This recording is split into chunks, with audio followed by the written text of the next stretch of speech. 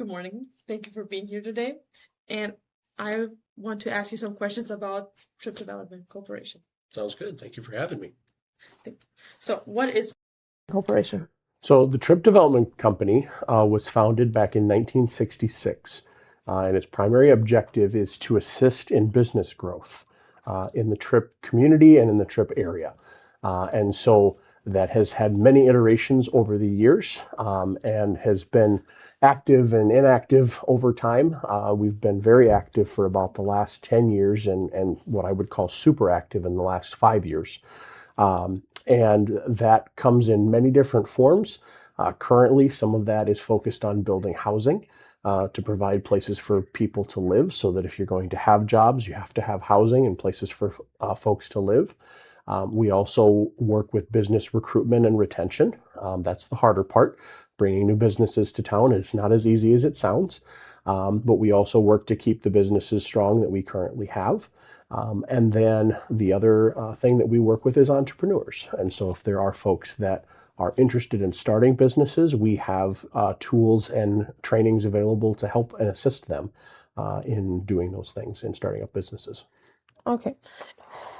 And since we know that the main goal is like to help starting entrepreneurs and to build housing and to bring new jobs and businesses to town, what would you say is currently the future plan or the main goal for the future now? The main goal for the future. So a year ago, we went through a strategic planning process. And so we are currently in just the beginning of year 2 of our 3-year strategic plan. And we have a couple of goals in mind. First, on housing, our goal was to build 3 new houses in Tripp in that 3-year time frame. As you know, there's one just down the street here that is just about finished. We are hopefully going to have that on the market for sale in maybe days or even in just a couple weeks. And then if you saw on your way to school even this morning, this will date the recording a little bit, but they just on Friday dug the hole just on the other side of the school for our second house that's coming. And so that'll be here sometime probably mid-May. And so that's very exciting. So that'll be 2 of 3. And then we're working with a private developer in town to actually bring another one in. So that one will also be coming towards the end of May. So we will have succeeded in bringing 3 new houses into town in 3 years, but we will actually have done it in about 18 months. So we've had a lot of great support from the community in doing that. And so we've been very successful. So that's one of the goals. Another goal is to try and be more transparent from the Development Corporation to the community in what we're doing. And that helps the community know what it is the Development Corporation is up to, and also helps the Development Corporation because when we need assistance from the community, and most often for us that's financial assistance in terms of donations, and some people that have helped contribute to our capital fund so that we have the capacity to build these houses. We have started doing regular annual meetings again. We just had one just a couple weeks ago, and then we had a lot of folks that attended that, and it was a great session. I did an informational session about the things that we're doing as a development corporation, and so I've heard lots of good feedback on that.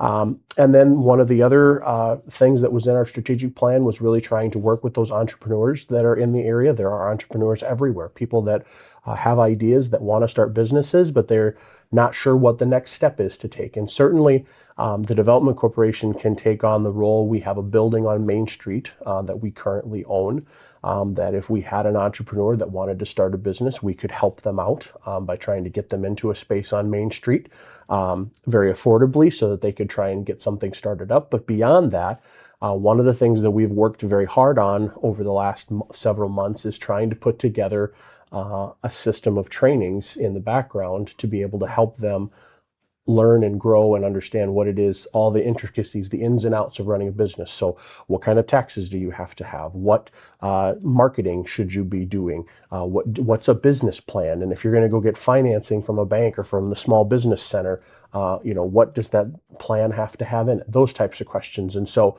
we have partnered with some other organizations that help provide those trainings at very little to no cost. And so if there are entrepreneurs in the area that are interested in doing that, they can contact the Development Corporation, and we're happy to help them start on that journey. Okay.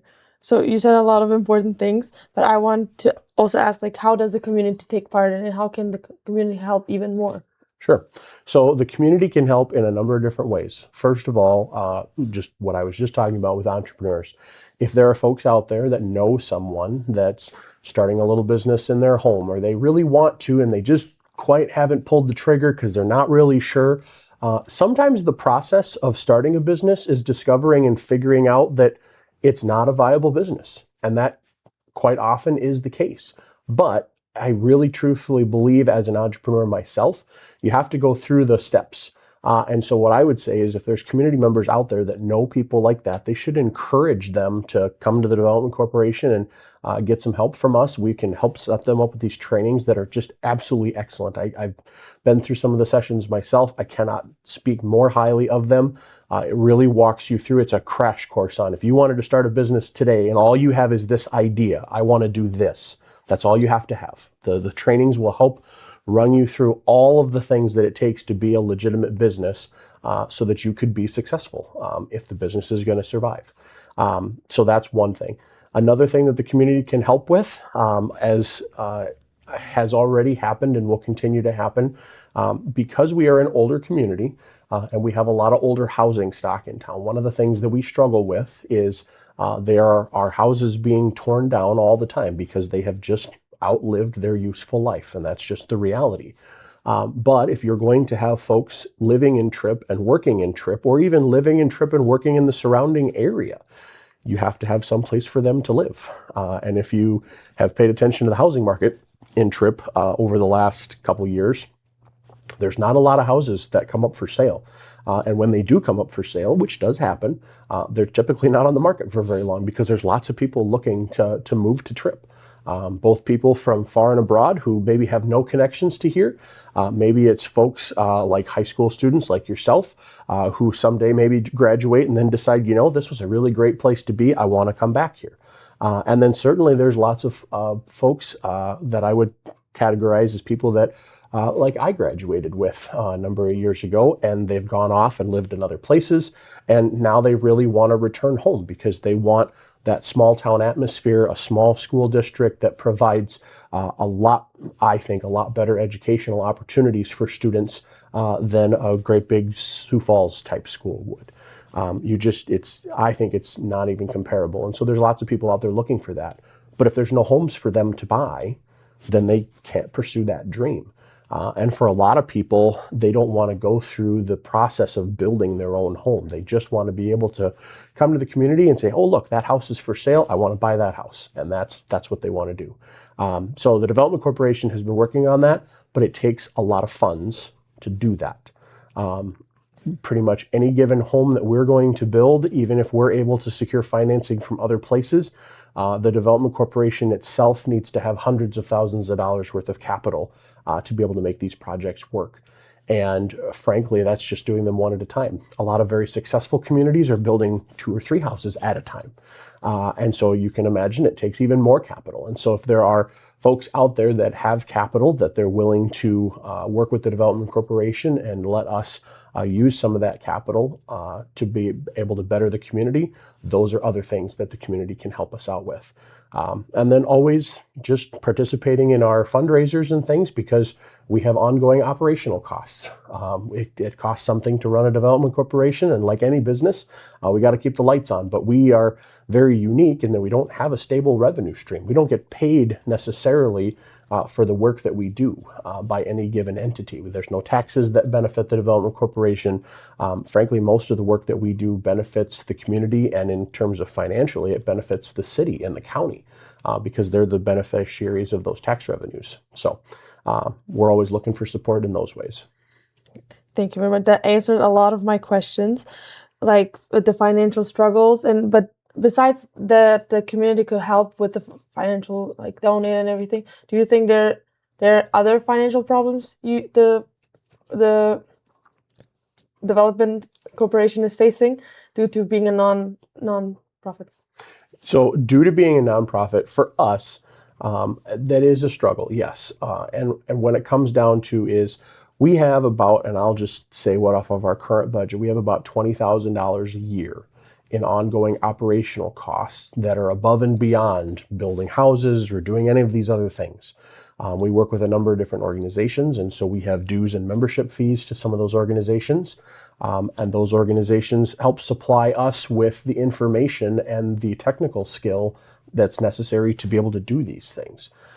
We also have to literally keep the lights on. And so there's costs involved in doing all of that. And so in terms of the financial struggles of being a nonprofit is because we don't sell a product, right? We don't generate revenue off of anything in particular. It is difficult for us because we're always looking for finances in terms of donations and grants to be able to keep our organization running, albeit we do run a very small budget in compared to many development corporations across the state, some of which have full-time hired staff, which would be wonderful. But obviously you can't have full-time hired staff on $20,000 a year. Yeah. It takes a lot more money than that. And so really, as far as the finances go, really any way that folks are willing to help out in terms of gifts or donations to the Development Corporation is very helpful, but also of their time. We're always looking for volunteers. We generally have a seat on our board open, and we generally don't turn away anybody that comes in and says, hey, I really want to help this organization with my time and my energy. Because it takes a lot of that as well to put on the fundraisers as well as to do all of these other things that we're talking about with business recruitment and retention and building housing. And it takes a lot of time and dedicated volunteers. And so we're always looking for folks on that side as well if there's folks that want to donate something that's not a financial piece. Okay. Well, that would answer all of the important questions, but I have a question. Mm-hmm. If you had unlimited funding, what would be the first thing you would do? Oh man, if I had unlimited funding for the Development Corporation, the very, very first thing that I would do is hire someone full-time. I think that it is incredible what the volunteers of our organization can accomplish. And we are just that. We are volunteers. None of us work at this full-time. And although we maybe try sometimes in terms of the amount of time that we put into this, we are just volunteers.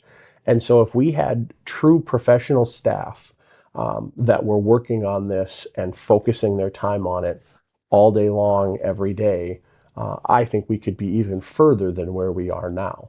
And so that would be, off the top of my head, the very first thing. There's probably a very long list of things that I would get to if I had unlimited funds, but that would be the very first one. Well, amazing. Well, thank you very much for answering all of the questions. Thank you for being here today. Absolutely. It was my pleasure. And thank you very much for the opportunity to come and speak with you guys and to do this. And so if there are anyone that ends up seeing this that have questions for the Development Corporation, they can reach out to any of the board members or myself, and we'd be happy to give them any answers that we can do. Thank you very much. Thank you very much. A contact information, my cell number is 605-933-2042. You can pretty much reach me anytime. There are also other board members across the community. And so if you know another board member, I'm sure you can reach out to them as well. So thank you. Thank you.